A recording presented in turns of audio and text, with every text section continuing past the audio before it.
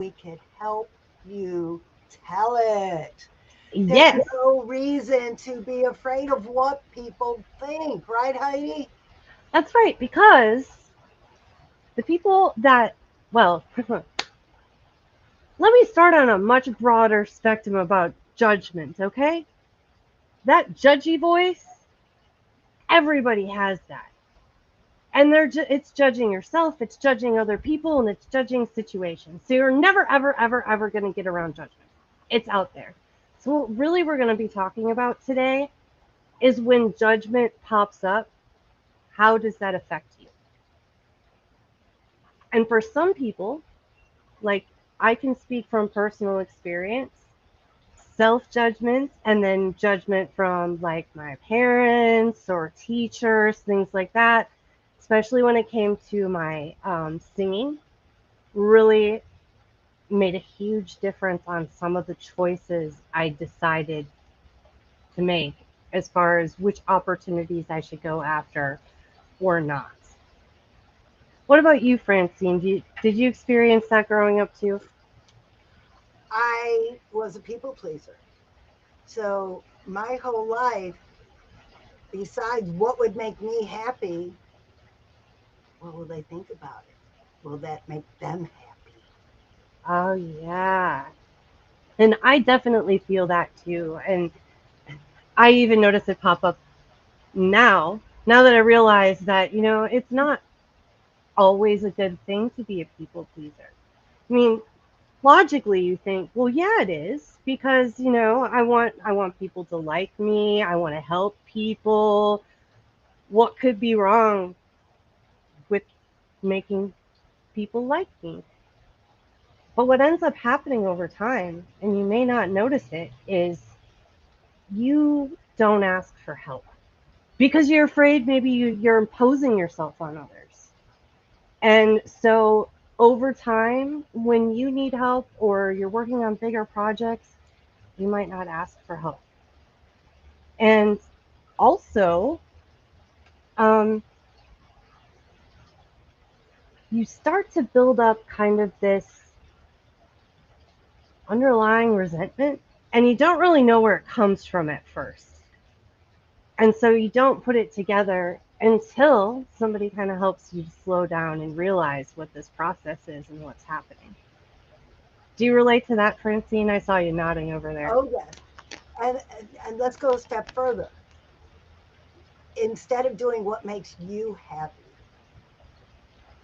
you worry about what's going to make the other person happy. Even Hmm. if their expectations are completely out of control, Hmm.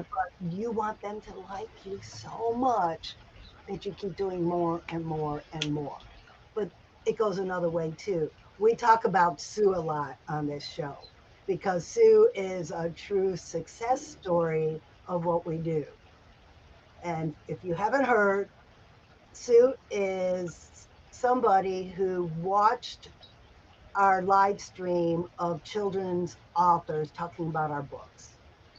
And she bought some of our books. Then she joined our team because she wanted to be a children's author. And she got some negative feedback and she called me, "That's it, I'm done. I can't do this. I suck. I'm not going to be an author anymore." And I told her to come to one of our portal parties, which is something that we do, that Heidi and I do in our team, in our group, to help people overcome Sue's negative beliefs. The negative belief that she sucks and she can't be an author because somebody didn't agree with her and all she wanted to do was please that person. But sometimes you don't have to worry about what other people want, it's what you want. So when we talked about Sue's project and we gave her some ideas to make it better, then within 2 hours she finished her book.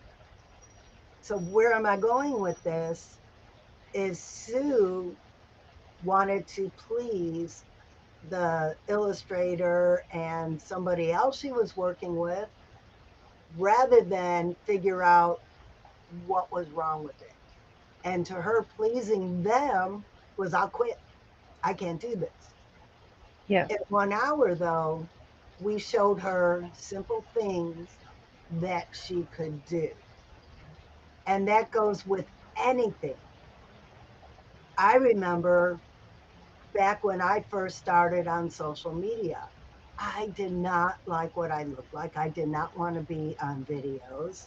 I did not want to show my face. I did not want to use my personal page for business. What would they think? What will my family and friends think? Well, if you can't do it in front of your family and friends without them thinking bad things about you, then you need to find new family and friends. That's all I got to say. Because they should be your biggest supporters. So don't be afraid of what other people think. The only thing that matters is what you think. And then when you get your true feelings, we can always work at it to make it better. But first, you have to be comfortable in your own feelings and not worrying about what other people will think. So let's talk about that self judgment for a second. Like, how can you tackle self judgment? So, what I've found is that there's two sides of the coin for judgment. There's judgment and there's discernment. Judgment is like, I'm going to try and find something wrong with this. And discernment is like, I don't exactly like it, but let me see if I could find 10% something good out of this. And it's also just kind of telling it how it is instead of adding all of this extra emotion and feeling onto it. So if you're looking at a piece of your own art, it could be your writing or, any kind of piece of art really. Whether it's good or bad is kind of subjective when it comes to art. So it becomes very hard really to put any kind of judgment on it. But lo and behold, they go out and do it anyway. And when you start comparing yourself to other people and what other people have accomplished and putting all of this stuff together, it can really load a lot of evidence against whether or not you should be doing this or not. So if you notice yourself doing this, it's time to just interrupt that and let your body know that, like, hey, everything's okay, because as long as you're staying tapped into what that passion is, as long as you continue to write, as long as you continue to sing, draw, dance, whatever that is that you're passionate about, that's what's going to make you shine through all of the millions and millions of people that might be in the same kind of genre of yours, and how you're going to stick out in that crowd. And what's crazy about this is in that whole crowd of people, there, I guarantee you, are people that are going to love you so much. And when we talk about telling these stories, some of these stories that people tell can have so much impact on a life. Yes. Yes. So to stay tapped into the discernment part of it, if you feel yourself in self judgment, there's a couple things you can do. You can get up and walk away from that project for a little while. Go for a walk. Go play with your dog. Um, Come to a portal party. I was getting to that too, because sometimes you could just get stuck in your own head. Sometimes you need kind of some intuition and to look inward, but sometimes that's just not enough. You need some outside perspective. And wow, I think it's incredible how fast it works, Francine. Just One with Sue, it was 1 hour, right? right? Just 1 hour saying, "Hey, this is good, but what if you do this to make it better?" Hmm. And it's like, have you ever thought about, and you throw out your idea and you just see like the spark and like the, Right? no, I never thought about that before. Actually, that's brilliant. Right? Right? And then now let's talk about fear of being seen. When Yes. when I first started being a children's author, I was scared what people would think because I'm not a parent. I'm not an educator, don't have children. How are people going to believe that I'm an authority in educating children? Mhm. And that took a lot to overcome. The what are they going to think of me?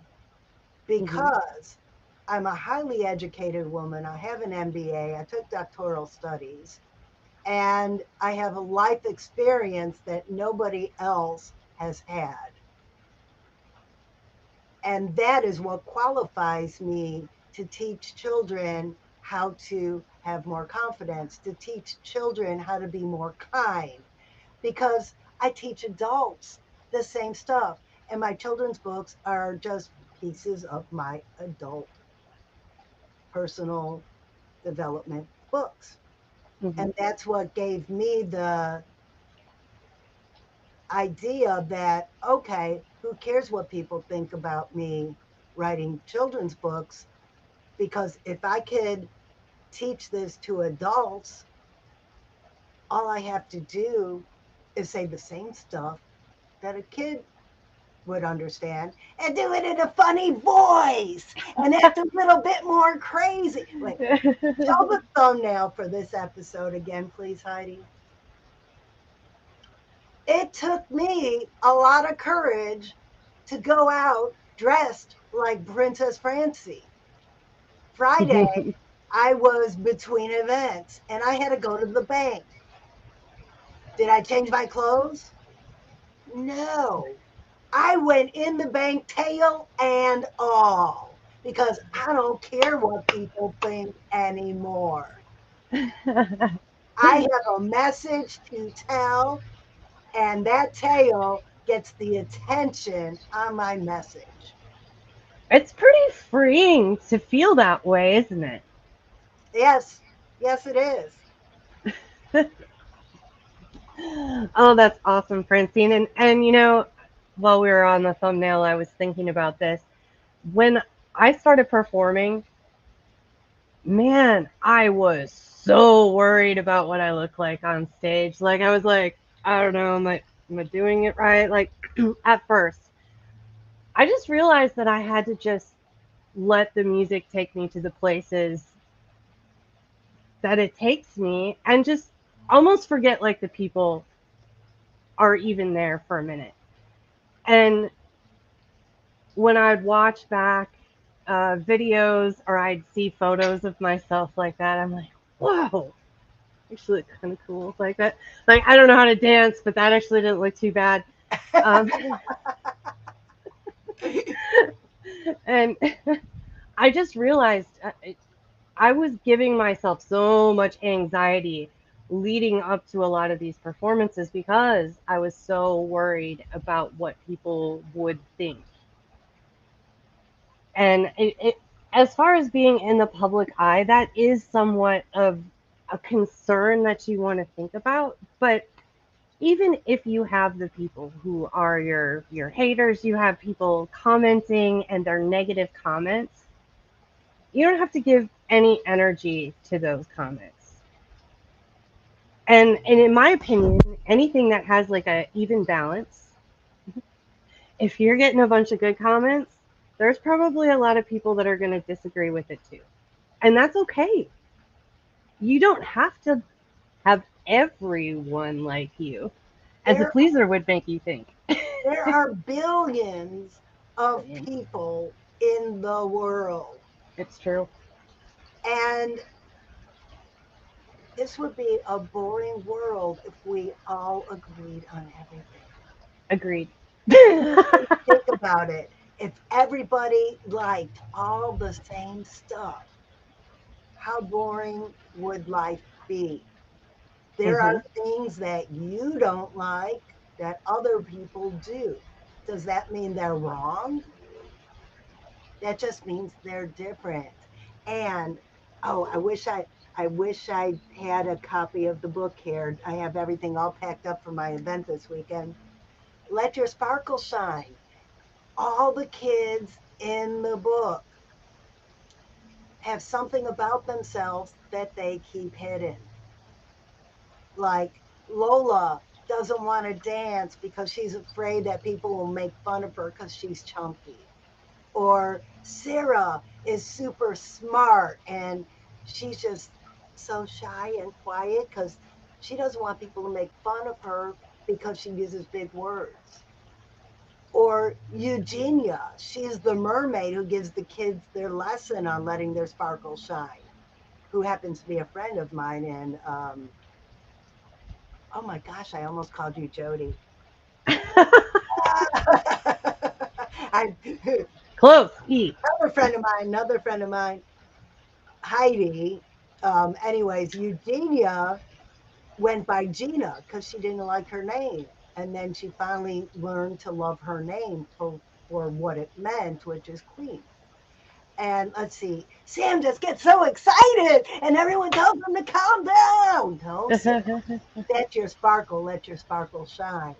Whatever it is about you. So see, now here I just told you about my children's book, but where it really came from is my adult personal development book because all of the adults at the retreat in my adult book had some of these same fears and challenges that the kids do.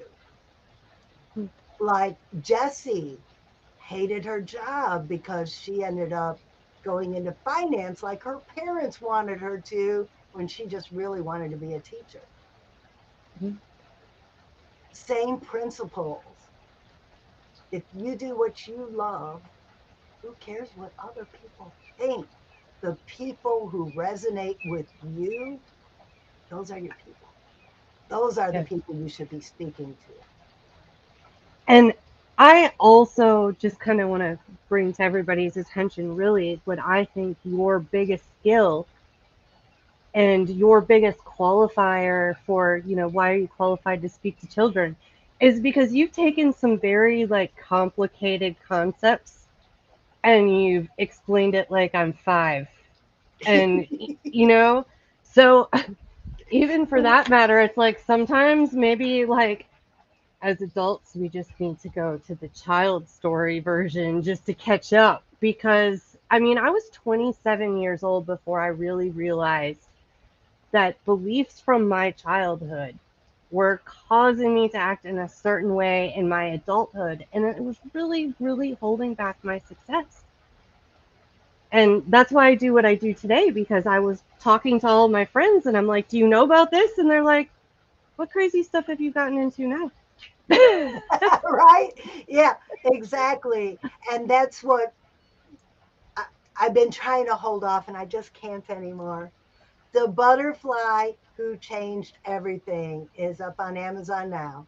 But the official book launch is the 30th. I would love if everybody would at least for 99 cents buy the Kindle on the 30th and write a review and help me become a best-selling author and then read it because in The Butterfly Who Changed Everything, the butterfly is you. Be the butterfly. And all that means is you are when you were the moth or the caterpillar and you decided that it was time to become a butterfly and you got in that cocoon and then you were in that cocoon and you did your changing, you discovered things about yourself, you found these beliefs that Heidi's talking about your childhood, you went through the pain of killing those negative beliefs and overcoming them. And then you break out of that cocoon and you become the butterfly.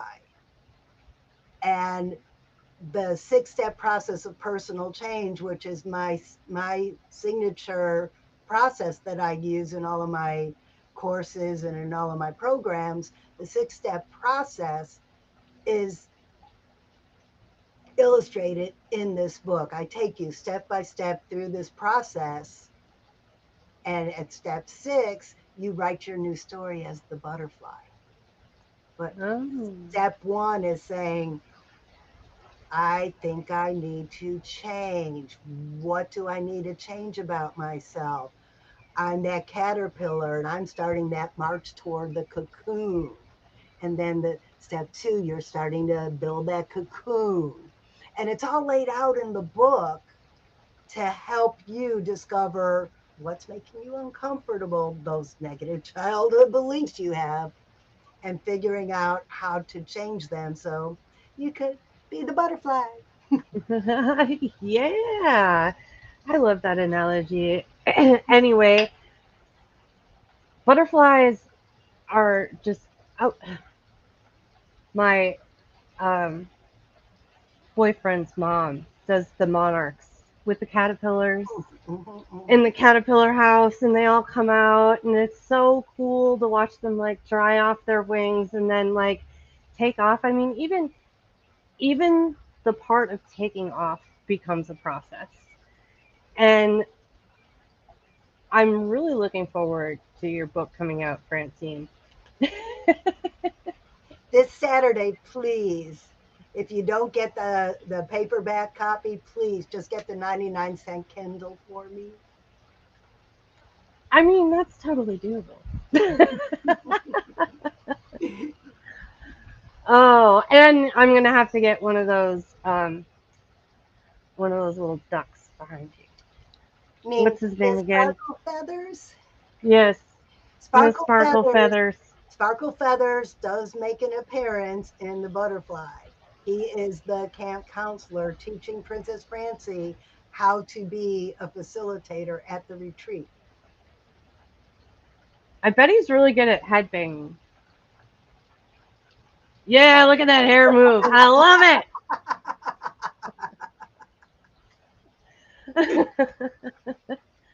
So we talked a little bit about portal parties, and I feel like we should mention it one more time before the We end of should. the episode so that you can join us for one. It's real easy to get in on a portal party. You just have to reach out to us, give us a couple dates that would work for you, and we'll get it on the calendar. And you could just put in the comments, you can put party, and Francine will reach out to you and get you all set up for that. And then the other thing that we do, so scrolling at the bottom is our website. And so scroll about halfway down the page, and you can sign up to get access to our calendar. Because these portal parties, somebody might reach out right after the episode and say, hey, tomorrow at noon. And Francine be like, yeah, tomorrow at noon works. And get that on the calendar. So you can get notifications when new things get added onto the calendar, and you can add it to your calendar so you get reminders when it's coming up. And Well, wait, we're let's break it down for anyone who's new here what a portal party is. okay, very good. It's not a porta potty. With the little exception that your idea belongs in a porta party because it just stinks. It's no good. And you come in and we brainstorm how to make it better. Like when Sue came to called me and said, I quit. And I said, come to the portal party. And she saw that doorway open up where she took what she thought stunk, found the good in it, made it better, and she stepped out the other side to clarity with Mm-hmm. fresh ideas and a fresh approach and was able to complete her project. This isn't just for authors, it works for songwriters, it works for ad copy. Are you stuck on maybe making a reel and you need some fresh eyes on what you're doing? Maybe come up with a new hook to catch somebody's attention. Well, you come to the portal party, you invite your friends, we invite our friends. We mix ideas with different people, different friends from different walks of life, and we come up with new ideas for each other. Oh my gosh, we're little pollinators like butterflies. Yes, Sorry. I love it. Yes, be the butterfly. Be the butterfly. I'm getting coffee cups made that say "Be the butterfly." Ooh, you just gave me some other ideas. See, this is like what happens in the portal party. Right? I was almost gonna go down like a portal party rabbit hole. We only have 4 minutes left, so had to control myself. Okay. So now let's tell everybody else one other thing that they could join that will help them in addition to these portal parties. And the portal parties are free. Free. We do this because we like meeting new people. We like having other people give us feedback, and we love seeing what other people are doing because it gives us new ideas too. But And you know what else I love about it is it helps me connect people together that have similar ideas. The more the more creative ideas I hear about, the more connections that I'm able to make. And I love doing that, Francie. yeah, and we have made so many connections in our community. And what our community is, we are bringing together, we are curating a group of authors who are going to write one chapter, 12 to 1500 words, in a book called Believe You Can. People who believed they could and did. Mhm. Now, if you're just tuning in, watch the replay of this video because at the beginning of the video, I talked about my fear of becoming a children's author because I don't have kids, I'm not an educator, and I had no experience with children. My chapter is I overcame those negative beliefs and I believed that I could become a children's author, and I did. And we have so many people who have joined this community who have some amazing stories to tell, and we know you do too. And in this community, well, of course, you get the portal parties because everybody, I feel like Oprah. You get a portal party, and you get a portal party, and you get a portal party. But in addition to the portal parties, you also get content that'll help you gain visibility in whatever projects you are working on. Yes. So, Heidi, as a singer, writing her chapter about being a singer is going to get visibility about her music. Sue, who we've talked about a lot today, who could, wanted to quit, who is now a children's author, her chapter is about when she found out that the child she was carrying was not only had Down syndrome, but he was a boy. She was more worried about raising a boy than she was worried about raising a baby with Down syndrome. I can't wait to see that chapter. And Sue is going to be promoting her children's books that her Down syndrome, nonverbal Down syndrome son helped write. She came up with a way for him to share his ideas in the book. So I can't wait. And they're starting another tie dye sock business. I can't wait to see how that unfolds. Oh, and while I'm telling you this, Sue's going to be my guest next week while Heidi's out on vacation. So next week, tune in right here, 4:30 p.m. Eastern time, or Susan Denver, it's 2:30 her time, Yeah, it's good Sue knows what time she needs to be here. That's right? important. All right, y'all. I hope you're going to join us soon for a portal party, and I love that you're here with us every Tuesday at 4:30 because I feel like we're talking about a lot of things that kind of like shh, don't talk about that. That's like, and that's why I love our time here every Tuesday because bringing this stuff out in the open makes it a whole lot easier to get this stuff done. All this creative stuff, so many different things to talk about. And all the stuff we talk about is stuff we went through, overcame, and now we're telling you it's doable. We've done it, and we can help you. And there's no reason for you to do it alone either. Oh, Come join a I team. wish I learned that 50 years ago. Tell me about it. Oh, come on, you're not even 50 years old yet. I know, but it still would have been good to know, like, just coming right out of the womb, I feel like, right? Well, and that's why I write my children's books. And on that note, that's a fantastic ending. So, if you can conceive it, you can believe it, and you can achieve it.